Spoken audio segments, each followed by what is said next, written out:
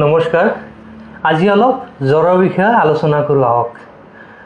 জ্বৰটো কিয় হয় বা জ্বৰ হ'লে বেয়া না ভাল তাৰ বিষয়ে অলপ আলোচনা কৰোঁ আহক। আমাৰ প্ৰথমে কি হয়, জ্বৰ কেনেকৈ হয়, তাৰমানে বডিত জ্বৰ কিয় হয়। এটা হ'ল কি, আপোনাৰ ধৰক আমাৰ শৰীৰত কিবা এটা বীজাণু সোমাইছে বা ধৰক ভাইৰাছ বা বেক্টেৰিয়া। তো বডিত যেতিয়া ভাইৰাছ বা বেক্টেৰিয়া সোমায় তেতিয়া বডি এটা কি হয়, ৰেছপন্স লয়।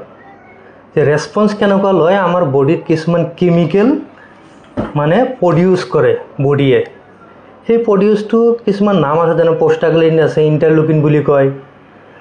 সেইবিলাক কি হয়, বডিয়ে প্ৰডিউচ কৰে। সেই বডিয়ে সেইখিনি কেমিকেলখিনি কি হয়, আৰু কেম'টেক্সিছ বুলি কয়। সেইবিলাক কি হয়, আমাৰ WBC আছে যে শৰীৰত, সেইটোৱে ফাইট কৰাৰ কাৰণে, বাহিৰৰ পৰা যে বীজাণুটো সোমাইছে সেইটো ফাইট কৰাৰ কাৰণে কিছুমান কেমিকেল বডিত প্ৰডাকশ্যন হয়। সেই কেমিকেল কি কৰে, আমাৰ ব্ৰেইনত এটা হাইপ'থেলামাছ আছে।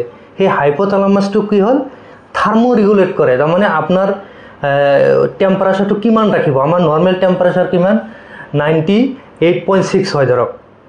তো বডিয়ে কি কৰে, যেতিয়া আমাৰ আৰু এটা কথা কওঁ তাতে আৰু, যে এই ভাইৰাছ বা বেক্টেৰিয়াটো আমাৰ মানুহৰ এনিমেলছত বা আমাৰ শৰীৰত কিয় সোমায়, এইটো কালচাৰ মিডিয়া পায়। মানে বেক্টেৰিয়া বা ভাইৰাছে আমাৰ শৰীৰটোক খাবৰ কাৰণে সিহঁতৰ এটা ভাল মিডিয়াম হয়। তাৰমানে টেম্পাৰেচাৰটো আমাৰ শৰীৰৰ যিটো টেম্পাৰেচাৰ সিহঁতে সোমাই আমাক ইনফেকশ্যন কৰিব পাৰে। সেইকাৰণে কি কৰে, এই বেক্টেৰিয়া বা ভাইৰাছটো আমাৰ বডিত সোমায়।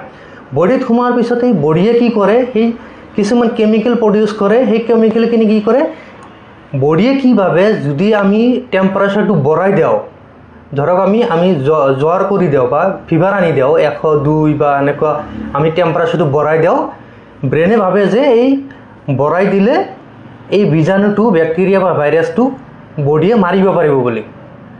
তো সেইকাৰণে কি হয়, তাকে ইনফ্লেমেশ্যন বুলি কয়। বেক্টেৰিয়া যেতিয়া সোমায়, ভাইৰাছ সোমায়, তেতিয়া বডিত ইনফ্লেমেশ্যন হয়। বডিত কিছুমান কেমিকেল প্ৰডিউচ কৰে। সেই প্ৰডিউচ কৰাৰ পিছত কি হয়, ফিভাৰ কেনেকুৱা হয়। প্ৰথম ফিভাৰটো কি হয়, মানুহৰ ঠাণ্ডা লাগে। ঠাণ্ডা লাগি কি হয়, বডিত মাছুলবিলাক কনষ্ট্ৰাকশ্যন হয়। কনষ্ট্ৰাকশ্যন হৈ কেনে কপি কি হয়, বডিটো গৰম কৰে। এইটো হ'ল ফিভাৰ উঠা পদ্ধতিটো। আৰু যেতিয়া বডিটোৱে কি, হাইপ'থেলামাছ যেতিয়া কয় যে এতিয়া ফিভাৰটো কমাব লাগে, তেতিয়া কি কৰে, আমাৰ ঘাম ওলাই কেনে কি কৰে, এভপৰেট কৰি দি কেনে কি কয়, বডিটো ঠাণ্ডা কৰি দিয়ে। এইটো হ'ল আপোনাৰ ফিভাৰৰ মেকানিজম বুলি কয়। তো আৰু এটা কথা কওঁ যে কি, এই বেক্টেৰিয়েল ফিভাৰ না ভাইৰাছ ফিভাৰ কেনেকৈ গম পাব। ভাইৰাছ ফিভাৰটো হ'ল আজি ধৰিছে, আজিয়ে তাৰমানে আপোনাক বহুত বেয়া লাগিব। ধৰক ভাইৰেল কেনেকুৱা, শৰীৰ বিষাব, তাৰপিছত আপোনাৰ ধৰক মাথা বিষাব, কাহ হ'ব, চৰ্দি লাগিব, এনেকুৱা ধৰণৰ কি হ'ব, চিমটম আহিব। একদিনেতো হ'বৰ খুব বেয়া লাগিব।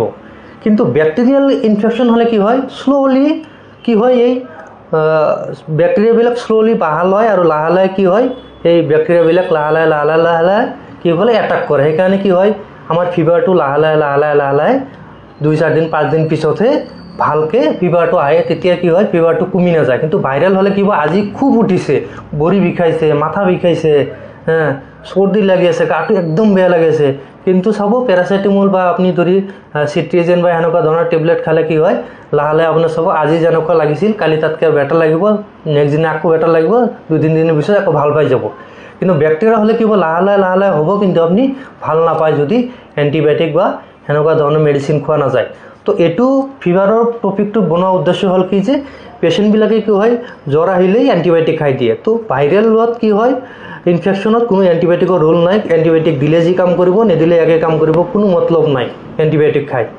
তো সেইকাৰণে এইটো ভিডিঅ'ৰ উদ্দেশ্য কি, আপোনালোকে বেছিভাগ এণ্টিবায়'টিক নাখাব। এণ্টিবায়'টিক খালে এণ্টিবায়'টিক ৰেজিষ্টেণ্ট হয়। তাৰমানে যেতিয়া আজি এইটো খাইছে, কালি সেইটো এণ্টিবায়'টিক খাইছে, তো এণ্টিবায়'টিকবিলাক শৰীৰত কি হয়, কাম কৰা বন্ধ কৰি দিব। তেতিয়া আৰু কিছুমান পিছত যায় যদি আপোনাৰ কিবা ইনফেকশ্যন হয়, তেতিয়া আপোনাৰ এই বীজাণুটো এণ্টিবায়'টিক মাৰিব নোৱাৰিব।